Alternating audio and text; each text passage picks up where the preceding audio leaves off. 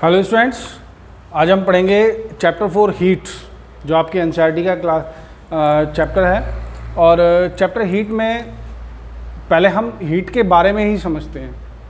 आप लोगों ने कभी हीट को महसूस किया है? कैसी होती है, क्या है? गर्मी लगती है ना जब हीट होती है। जब आप बाहर जाते हो तो बोलते हैं इट्स हॉट, वेरी हॉट, है ना? ऐसा होता है। और कभी कभी हमें ये हॉटनेस और कोल्डनेस में के बीच में से गुजरना पड़ता है। जब सर्दियों में जाते हैं तो कोल्डनेस होती है, वहाँ जब हॉटनेस की ज़रूरत पड़ती है, यानी हीट की ज़रूरत पड़ती है। और अब हम जो है बाहर जाते हैं तो हमें कोल्डनेस की ज़रूरत पड़ती है, कोल्ड की ज़रूरत पड़ती है। तो कहने का मतलब ये है कि जब हम सन के कांटेक्ट में आते हैं तो हमें हीट महसूस होती है ना? और ऐसी बहुत सारी जगह पर हैं जहाँ पर हम हीट को क्या कर सकते हैं, फील कर सकते हैं, है ना? तो हीट का सबसे बड़ी चीज़ क्या है? टेम्परेचर। टेम्परेचर क्या होता है? Temperature it is a degree of hotness और कोल्डनेस ऑफ द बॉडी, यानी कि बॉडी का कोल्डनेस और हॉटनेस कितना हो सकता है, उसकी क्या डिग्री है, वो क्या कहलाता है? आपका टेम्परेचर कहलाता है। और टेम्परेचर को मेज़र किया जाता है थर्मोमीटर से, है ना? तो डॉक्टर थर्मोमीटर की हेल्प से आपका क्या नापता है? फीवर नापता है कि आपका टेम्परेचर कितना है ना?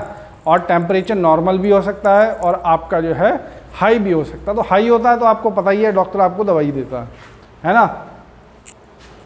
थर्मामीटर दो टाइप के होते हैं। एक होता है आपका क्लिनिकल थर्मामीटर, एक होता है लेबोरेटरी थर्मामीटर। क्लिनिकल थर्मामीटर का काम क्या होता है?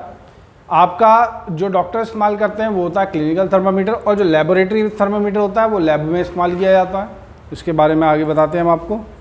सबसे पहले बताएंगे क्लिनिकल थर्मामीटर। क्लिनिकल थर्मामीटर क्या होता है कि इसमें जो क्लिनिकल थर्मामीटर है, ये इसमें long narrow uniform glass tube होती है। ये आप देख रखे हो, ग्लास ट्यूब है ये पूरी। और इसमें it has a bulb at one end. यहाँ पर ये क्या है? आपका बल्ब है, और आउटसाइड द बल्ब, इस बल्ब के बाहर जो है ये आप देख रहे हैं, ये क्या है? मरकरी है। जब भी हम इसको जो है मुंह में डालते हैं टेम्परेचर नापने के लिए, तो मरकरी क्या होती है? धीरे धीरे धीरे धीरे आगे बढ़ना शुरू हो जाती है। और 37 डिग्री सेल्सियस क्या है? आपका नॉर्मल बॉडी टेम्परेचर है। ठीक है, तो ये आपका हो गया क्लिनिकल थर्मामीटर्स। ओके, तो आगे चलते हैं हम लेबोरेटरी थर्मामीटर के बारे में। लेबोरेटरी थर्मामीटर क्या होता है? One such thermometer is known as a thermometer with a scale generally ranging from -10 degree Celsius to 110 degree Celsius, यानी कि -10 डिग्री सेल्सियस को भी नाप सकता है और 110 डिग्री सेल्सियस को भी वो नाप सकता है। इन दोनों के बीच में भी जो वैल्यूज़ आएंगी उसको भी वो मेजर कर सकता है, ठीक है ना? और ये क्लिनिकल थर्मामीटर से इसकी रेंज ज़्यादा होती है, और ये ज़्यादातर टेम्परेचर नापने का काम आता है, साइंटिफिक पर्पज़ में काम आता है, ठीक है? तो ये सब चीज़ें क्या है? आपका लेबोरेटरी थर्मामीटर है।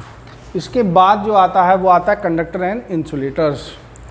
कंडक्टर्स क्या होते हैं? वो मटेरियल जो अलाउ करते हैं हीट को पास करने के लिए, मतलब कि कोई ऐसे मटेरियल जिसमें हीट आसानी से पास हो जाए।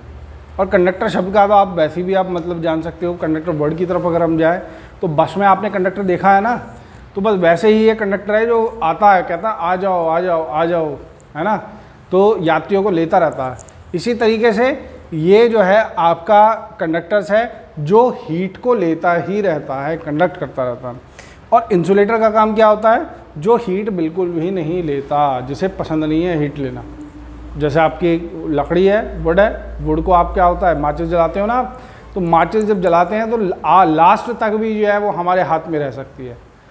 और अगर आप खीर खा रहे हैं, खीर, और कई बार गलती से चम्मच जो है उसमें चली जाए, मतलब बड़ी प्लेट में आपने खीर खा रहे हो और उसमें क्या होता है? चम्मच अगर अंदर चली जाए खीर के, तो आप उसको खीर को जब निकालेंगे, चम्मच को निकालेंगे, तो चम्मच क्या निकलती है? वो गर्म हो जाती है। तो इसका मतलब क्या है कि जो आपकी स्पून है वो क्या है? आपका कंडक्टर है और इंसुलेटर है। तो बात समझ में आ गई। इसके बाद आता है आपका कंडक्शन। कंडक्शन क्या कहता है? The process by which heat is transferred from the hot part two the cold part of the body, यानी कि एक ऐसा प्रोसेस जिसमें हीट ट्रांसफ़र होती है हॉट पार्ट से कोल्ड पार्ट की तरफ, ठीक है? ये मैं आपको एग्जाम्पल के थ्रू बता देता हूँ कि कैसे होता है ये। आप देख सकते हैं आगे, जैसे ये आपकी ब्रिक है, यहाँ पे हमने मेटल लगा रखा है, और ये आपकी वैक्स हैं। जब हम वहाँ पर जहाँ पर कैंडल है उस पार्ट में जब हीट आनी शुरू हो जाती है, जब वो हॉट हो जाता है, तो धीरे धीरे जो उसकी हीट होती है वो क्या होती है, वो धीरे धीरे ट्रांसफ़र होनी शुरू होती है।